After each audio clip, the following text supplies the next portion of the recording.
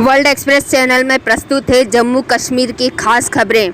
सारा राष्ट्र जानना चाहता है 370 धारा हटने के बाद यहाँ क्या हो रहा है और क्यों हो रहा है। आपकी प्रतिक्रियाओं का स्वागत है। जम्मू कश्मीर से जो खबरें आ रही है उससे मालूम चलता है वहाँ लश्कर-ए-तैयबा नामक आतंकी संगठन तेजी से अपनी आतंकी करतूतों को अंजाम दे रहा है। 27 मार्च 2022 को खबर आई थी।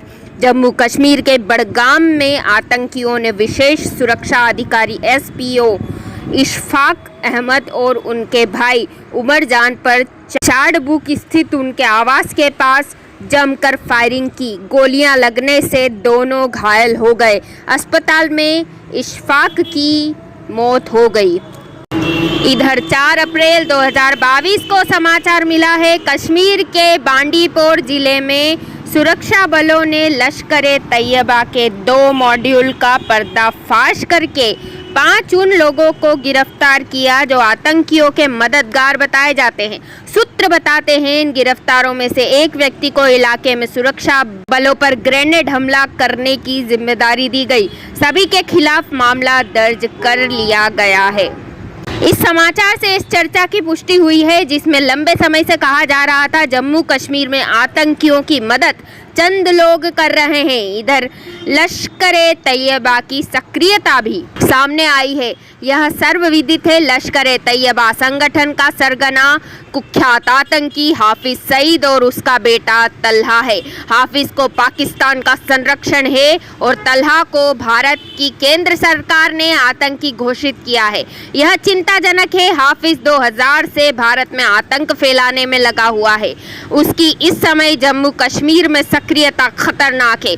कश्मीर में मुठभेड़ में आम नागरिकों को मौत के घाट उतारने की शिकायतें लंबे समय से की जा रही थी। एक समाचार को भारतीय सेना ने अपनी जांच में लिया है।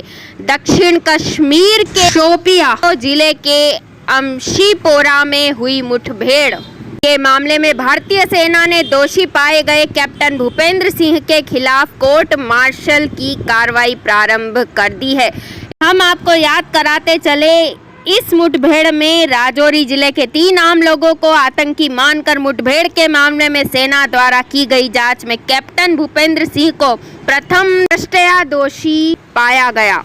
यह आरोपित है कैप्टन ने अफस्पा के तहत मिली शक्तियों का दुरुपयोग किया बल्कि इस मुठभेड़ के मामले में वरिष्ठ अधिकारियों को गुमराह भी किया।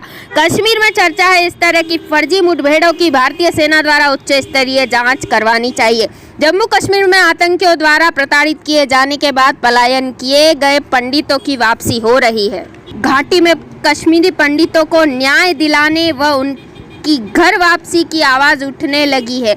जम्मू कश्मीर रिकंसिलिएशन फ्रंट के चेयरमैन डॉक्टर संदीप मावा कश्मीरी पंडितों के हत्यारे बिट्टा कराटे का लाल चौक पर पुतला फूंक कर उसे फांसी देने की मांग कर चेतावनी दे रहे हैं। 19 अप्रैल तक हमारी मांग नहीं मानी तो मैं आत्मदाह कर लूंगा।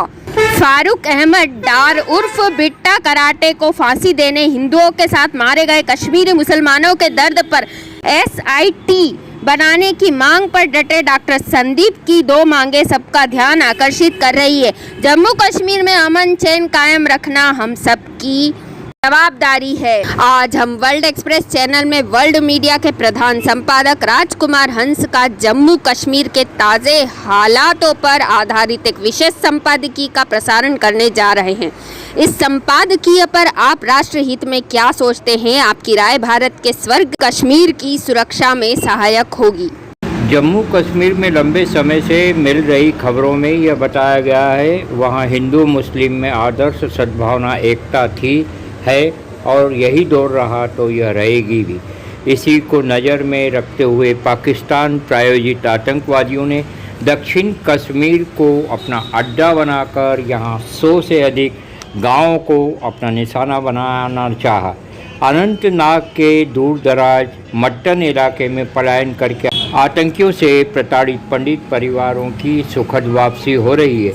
कृष्ण मोहन तिवारी की एक रिपोर्ट के अनुसार अनंतनाग में बन रहा कश्मीर पंडित का मकान ठेकेदार गुलाम मसूद बना रहे हैं। इस इलाके में 7 पंडित परिवारों ने वापसी की है। अधिकांश पंडित परिवारों का कहना है हमारी ताकत हमारे मुस्लिम पड़ोसी हैं।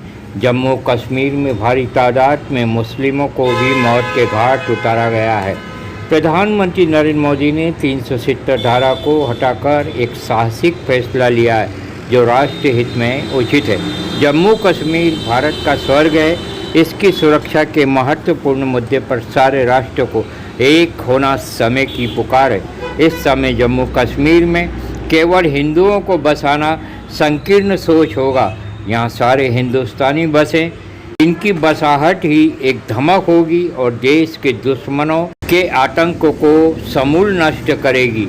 अपने अग्रलेख में हम यही लिखना चाहेंगे, सारी राजनीतिक पार्टियां, संगठनों का एक ही लक्ष्य हो, यहाँ भारत माता को समर्पित इनकलाब आए। वे हिंदुस्तानी यहाँ बसें जो भारत भक्त हों, जिनका लक्ष्य हो कश्मीर की सुरक्षा। हम आज एक नारा देना चाहेंगे, चलो कश्मीर चलो, केवल घूमने फिरने मौज मस्ती के लिए नहीं, आतंकवाद का सफाया करने, खूनी भेड़ियों को ललकारने। हम विश्वास के साथ कहना चाहेंगे, देश की एकजुटता यहाँ सदाबहार अमन लाएगी। इनकलाब जिंदाबाद, भारत माता की जय।